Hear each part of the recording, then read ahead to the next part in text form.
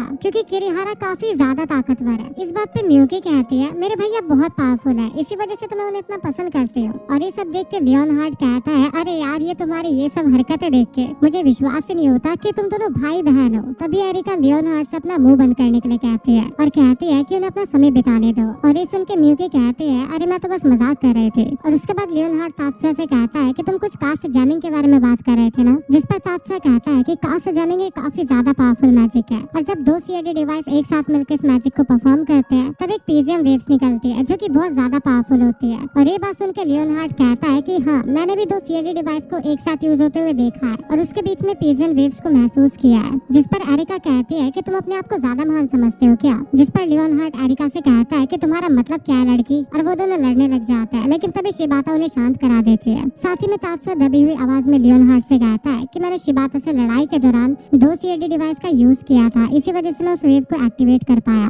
और ये सब सुन के लियोनहार्ड कहता है कि वो सब तो ठीक है लेकिन तुम इतनी दबी हुई आवाज में ये सब क्यों कह रहे हो, जिस पर एरिका कहती है कि अरे बेवकूफ तुम्हें नहीं पता एक वीड एक साथ दो सीएडी डिवाइस का यूज नहीं कर सकता, अगर इस बारे में किसी को भी पता लगा तो हमारे लिए परेशानियां बढ़ सकती है। और इसी बीच शिबाता तात्सुया की तारीफ करते हुए कहती है कि तुम काफी ज्यादा स्मार्ट हो तात्सुया, मतलब तुम एक वीड हो के दो सीएडी डिवाइस का यूज कर सकते हो। और इसी बीच मियुकी वापस अपने भाई की तारीफों के पुल बांधने लगती है और कहती है ये तो कुछ भी नहीं है, तुम्हें पता है मेरा भाई किसी के हमला करने से पहले ही ये पता लगा सकता है कि वो क्या हमला करने वाला है। और मियुकी की इन्हीं बातों के बीच हमारा सीन शिफ्ट हो जाता है जहाँ पे हम लोग तात्सुया को देखते हैं जो कि इस वक्त फेस्टिवल के अंदर घूम रहा था, लेकिन इसी बीच उसके पास डिसिप्लिन कम्युनिटी से एक मैसेज आता है जो कि एक वॉइस मैसेज था और उसके अंदर उसे बताया जाता है कि जिम्नेजियम 1 के अंदर एक ब्रॉल है और जो भी डिसिप्लिन कमेटी के मेंबर उसके आसपास है वो लोग वहाँ पे जाके इन्वेस्टिगेशन करें। और जैसे तात्सुया इस बारे में सुनता है वो जिम्नेजियम 1 की तरफ भागने लगता है और जब वो उस बिल्डिंग के पास पहुँचता है तभी एक आदमी उसके ऊपर हमला कर देता है और उससे पहले कि तात्सुया उसके ऊपर जवाबी हमला करता है वो आदमी वहाँ से भाग जाता है। और इसी के साथ हमारा सीन शिफ्ट हो जाता है जहाँ पे तात्सुया उसी बंदे के बारे में सोच रहा था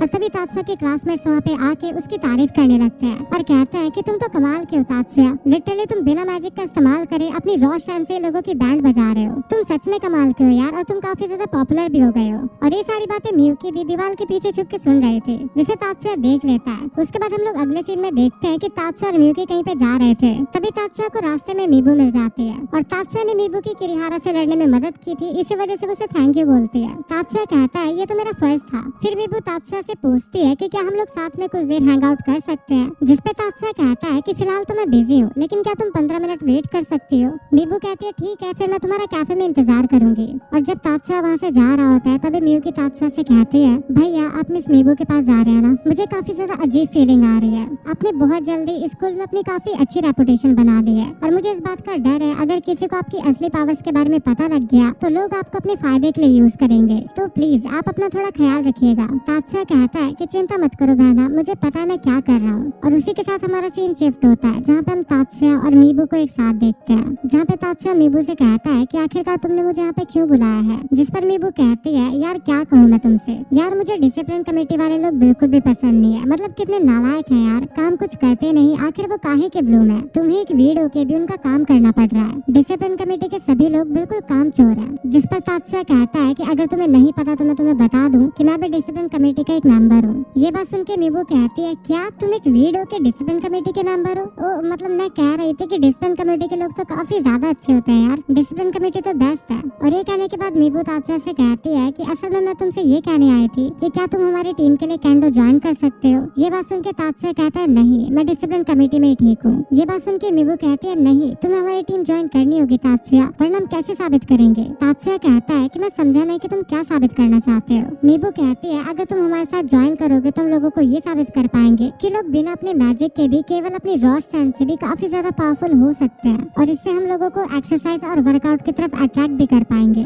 और ये बात सुन के तात्सुया कहता है कि तुम्हारा आइडिया मुझे अच्छा लग रहा है, इसके आगे हम लोग क्या करेंगे। और तात्सुया के ये कहते साथ हमारा सीन शिफ्ट हो जाता है और हम लोग देखते हैं मीबू को, और उसी वक्त मीबू के पास एक चश्मे वाला आदमी आता है और वो मीबू से कहता है मीबू तुम्हें कुछ भी करके मुझे तात्सुया की पावर्स ला के देनी होगी। और उस आदमी के ये कहते साथ हमारा सीन शिफ्ट हो जाता है। फिर हम देखते हैं तात्सुया को जो कि मियुकी से कहता है कि मैं तुम्हें कुछ बताना चाहता हूँ। इस दुनिया में ब्लैक चेन ऑर्गेनाइजेशन नाम का एक क्रिमिनल ऑर्गेनाइजेशन है और इस ऑर्गेनाइजेशन के कुछ मेंबर्स हमारे स्कूल में भी है और इन्हीं में से एक मेंबर ने आज मेरे ऊपर हमला करने की कोशिश की। और इसी के साथ तात्सुया कहता है इस स्कूल का भविष्य काफी खतरे में है। और ये चैप्टर यहीं पे एंड हो जाता है। चैप्टर 6 के स्टार्टिंग में हम लोग देखते हैं तात्सुया को जो कि मैजिक इंडिकेटर के अंदर अपने मैजिक को नाप रहा था। और तात्सुया की मैजिक स्किल यूज करने के बाद शिबाता कहती है, इस बार तुम्हारा मैजिक स्किल काफी अच्छा आया है। जिसपे तात्सुया कहता है, हाँ 3 बार लगातार इस्तेमाल करने के बाद अब जाके स्किल थोड़ी अच्छी आई है। उसके बाद शिबाता तात्सुया से कहती है कि कितना अच्छा होगा ना अगर तुम अपने मैजिक को भी अच्छे से इस्तेमाल कर पाओ। तुम्हारी रॉ स्ट्रेंथ इतनी ज्यादा पावरफुल है और अगर तुम्हारा मैजिक भी पावरफुल हो गया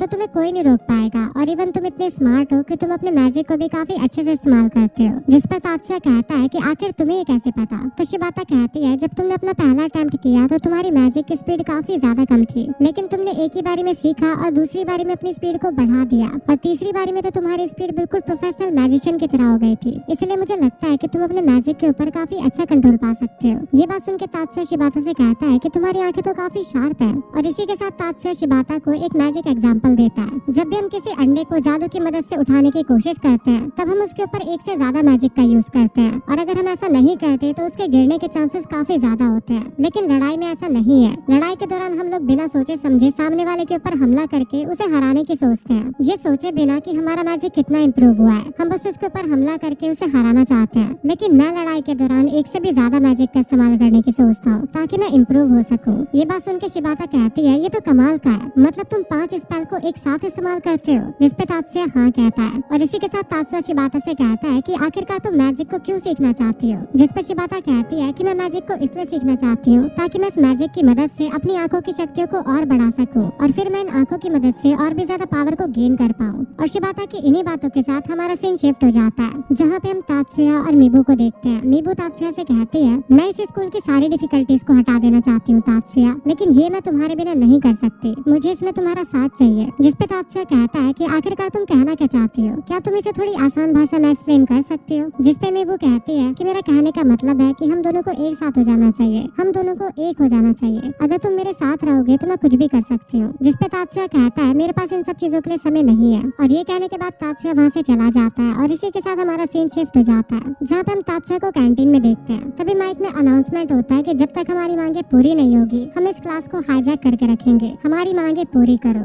और ये सब सुन के तात्सुया वहाँ से उठ के चला जाता है और इसी के साथ हमारा सीन शिफ्ट हो जाता है और हम लोग देखते हैं प्रेसिडेंट और मारी को। और कुछ देर में वहाँ पे तात्सुया और मियुकी भी आ जाते हैं, जिन्हें देख के मारी तात्सुया से कहती है कि तुम लेट हो तात्सुया। जिस पर तात्सुया कहता है, हाँ मैं जानता हूँ, लेकिन ये समय ये सब बातें करने का नहीं है। अब ये बताओ क्या तुम्हारे पास कोई प्लान है उन लोगों को रूम से बाहर निकालने का। जिस पे मारी कहती है, नहीं मेरे पास उन्हें रूम से बाहर निकालने का कोई प्लान नहीं है। और साथ ही में मारी कहती है, उन लोगों ने मास्टर की से गेट को भी लॉक कर रखा है। ये सुन के तात्सुया मिस्टर जिनमोंजी से कहता है, आखिर तुम्हारा इस पर क्या कहना है। तो जिनमोंजी कहता है, हमें इस वक्त कोई भी फैसला जल्दबाजी में नहीं लेना चाहिए, हमें उस पर सोच विचार करने के बाद ही कोई फैसला लेना चाहिए। और ये सुन के तात्सुया को एक आइडिया आता है और वो मीबू को कॉल करता है और कहता है कि मुझे पता है मीबू, तुम अनवेरी हो और ये सब तुम ही करा रही हो, तो तुम बाहर आ जाओ, हम लोग तुम्हारी मांगों को पूरा कर देंगे। और हमें ऐसा लगता है कि तुम्हारी मांगे जायज है, कुछ गलत नहीं है। और तात्सुया के मुंह से ये सुनने के बाद मीबू दरवाजा खोल देती है, पर जैसे वो दरवाजा खोलती है डिसिप्लिन कमेटी के सारे मेंबर्स मीबू के सारे साथियों को पकड़ लेते हैं। और ये सब देखने के बाद मीबू तात्सुया को कॉलर पकड़ के कहती है, मुझे ऐसा लगा था तात्सुया कि तुम इनकी तरह नहीं होंगे, लेकिन तुमने मुझे धोखा दिया है। मीबू की ये बात सुन के जिनमोंजी कहता है, ऐसा नहीं है, हमने तुम्हारी रिक्वेस्ट सुन ली है और हम उस पर जल्दी से जल्दी एक्शन भी लेंगे। और मिस्टर जिनमोंजी के ये कहते साथ हमारा सीन शिफ्ट हो जाता है और हमें तात्सुया, मियुकी और प्रेसिडेंट को दिखाया जाता है, जहाँ पे तात्सुया मिस प्रेसिडेंट से पूछता है कि सच में डिसिप्लिन कमेटी के लोग मीबू की बात पे एक्शन लेंगे। जिस पर मिस प्रेसिडेंट कहती है कि मीबू का मानना है कि डिसिप्लिन कमेटी के मेंबर सारे ब्लूम से भरे हुए हैं और ब्लूम्स अपने आप को हमेशा से महान मानते आए हैं और वो हमेशा से वीड्स को नीचे दिखाने की कोशिश करते हैं। और मीबू चाहती है कि सभी लोगों के साथ एक समान व्यवहार हो, ना कोई वीड हो और ना ही कोई ब्लूम हो। और बात रही मीबू की इस बात पे एक्शन लिया जाएगा या नहीं, तो इसके ऊपर आज शाम को एक डिबेट होने वाली है डिसिप्लिन कमेटी में। और इसी के साथ हमें स्कूल का सीन दिखाया जाता है जहाँ पे सभी बच्चे बात कर रहे थे कि डिबेट में आखिर क्या होने वाला है। कुछ बच्चे ये कह रहे होते हैं कि मीबू सही कह रही है, हमें किसी के साथ भी भेदभाव नहीं करना चाहिए। वहीं जो दूसरी तरफ ब्लूम लोग होते हैं वो कहते हैं वीड वालों के साथ सही बिहेवियर हो रहा है, उन्हें जादू वादू तो आता नहीं, हम लोग उनसे सुपीरियर है, उनके साथ सही बिहेवियर हो रहा है। और इन्हीं बातों के बीच हम लोग देखते हैं शिबाता को, जो कि एक चश्मे वाले आदमी से बातें कर रही थी। पर इसी बीच शिबाता को बातें करते हुए तात्सुया देख लेता है और तात्सुया उस चश्मे वाले आदमी को देखते साथ ही समझ जाता है कि ये वही लड़का है जिसने प्रीवियस एपिसोड में तात्सुया के ऊपर हमला किया था। और ये सोचते हुए तात्सुया शिबाता से पूछता है, कैसी हो तुम। जिस पर शिबाता कहती है, मैं तो बिल्कुल ठीक हूँ तात्सुया। और वो चश्मे वाला पर्सन तात्सुया को देख के शिबाता से कहता है, शिबाता मुझे कुछ काम है, मुझे यहाँ से जाना चाहिए। और ये कह के वो चश्मे वाला पर्सन वहाँ से चला जाता है। और उस पर्सन के जाने के बाद तात्सुया शिबाता से